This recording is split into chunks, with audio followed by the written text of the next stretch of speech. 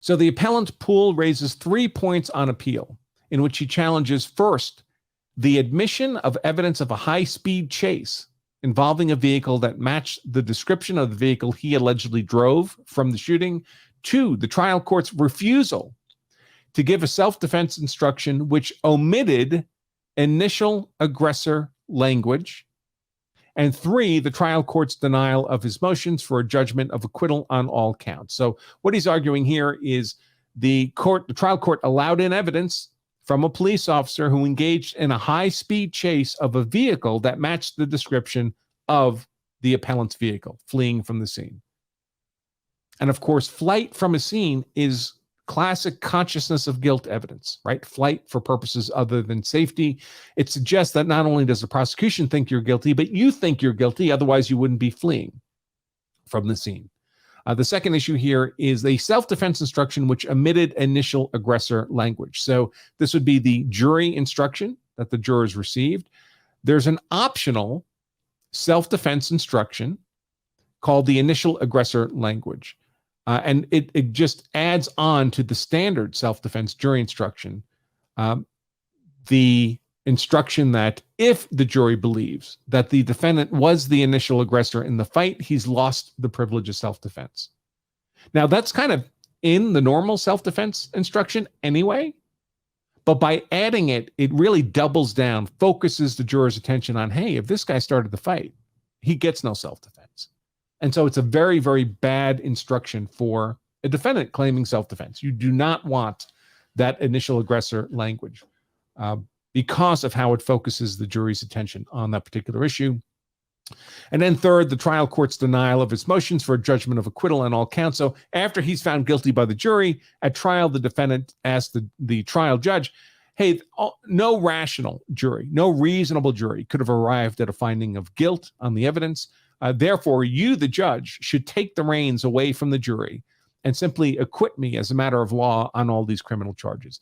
This is a request that defense attorneys almost always make when their client's found guilty, and it's almost always rejected, denied by the trial court for fairly obvious reasons. It's the jury exists for a purpose, to be the finders of fact, to decide what evidence they believe is true or not true, and to arrive at a verdict based on application of the law as they were instructed by the trial court to the evidence as they find the evidence to have been proven or not. And trial judges don't like to take over those kinds of cases. Now, are there trials in which that should be done? Yeah, I think so. Innocent people do get convicted. Jurors can act irrationally, can be misled, misguided by a prosecutor to a wrongful conviction, contrary to the weight and sufficiency of the evidence. And in those cases, a trial judge should step in. Even then, they almost never do. This almost never happens, that a trial judge will grant a motion for judgment of acquittal, independent or in opposition to the jury's finding of guilt.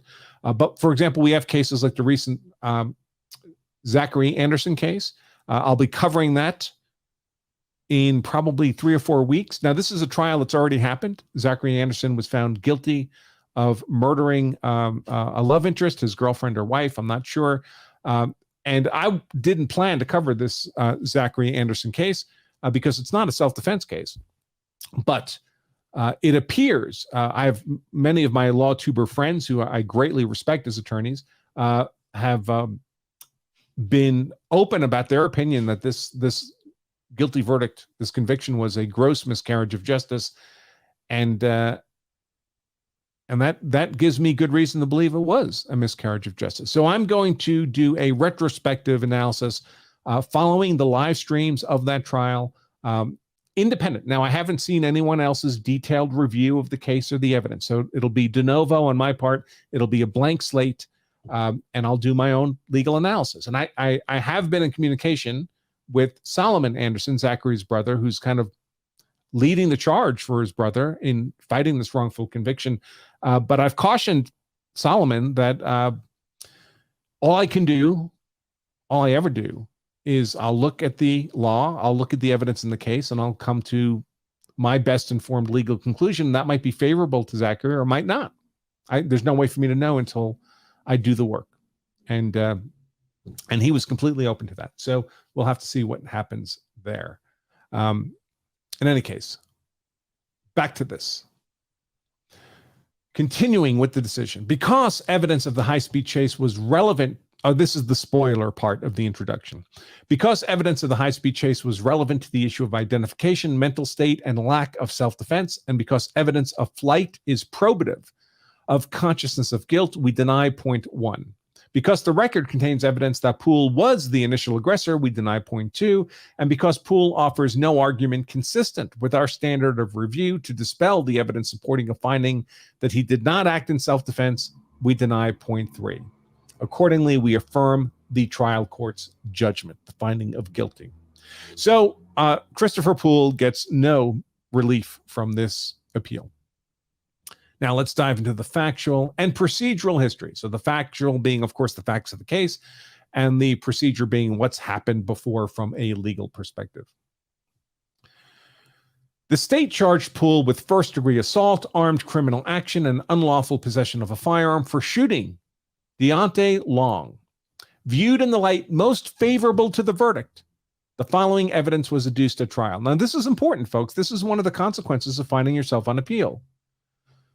At trial, the jury's deciding how to view the evidence. There's obviously contesting narratives, contesting stories built on the building blocks of evidence. Everybody has the same evidence, but the prosecution is building a story of guilt based on those Lego building blocks of evidence, and the defense is building a narrative of innocence, or at least of not proven guilty beyond a reasonable doubt, from those same building blocks of evidence.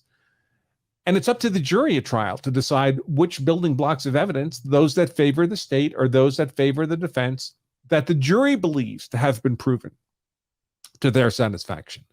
But if you're convicted and you go to appeal, look at that evidence, not with equal consideration to the evidence of guilt and the evidence of innocence. Indeed, at trial, it's not even equal consideration. At trial, you're presumed to be innocent.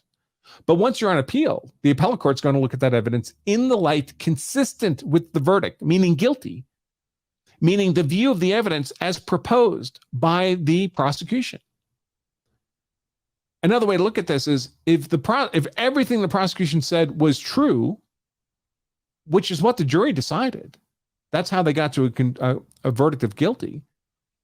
If everything the prosecution said was true, how should the Court of Appeals view the outcome of the trial and the judge's decision-making? That's a very weak position for the appellant. Obviously, it's not where you want to be. That's why, again, appeals are for losers.